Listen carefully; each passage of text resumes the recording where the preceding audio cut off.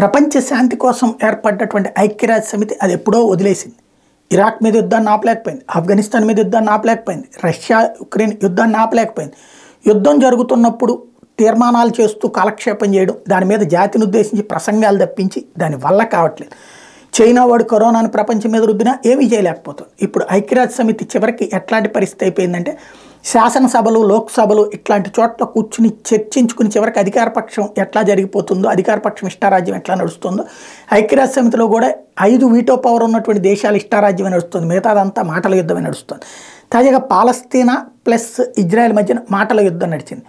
Israel genocide చేస్తోందని ఐక్యరాజ్య సమితి వేదికగా ఆరోపిస్తే, అవును జెనోసైడ్కి బాధితులం మేము. జెనోసైడ్ అంటే ఏంటి? ఒక మతం మొత్తాన్ని, ఒక వర్గాన్ని మొత్తాన్ని నాశనం చేయడం, యూదు వంశాన్ని నాశనం చేయడానికి, యూదు జాతిని నాశనం చేయడానికి కుట్ర పన్నితే మేము ప్రతిఘటించి ఆత్మరక్షణ కోసం పోరాడుతున్నాం. అదే వాళ్ళ జాతిని అంతం చేయాలని మేము అనుకుని ఉంటే కనుక ఎన్ని దేశాలు ఉన్నాయి అన్నటువంటి పాయింట్ను రైట్ చేసుకొచ్చింది ఇజ్రాయెల్.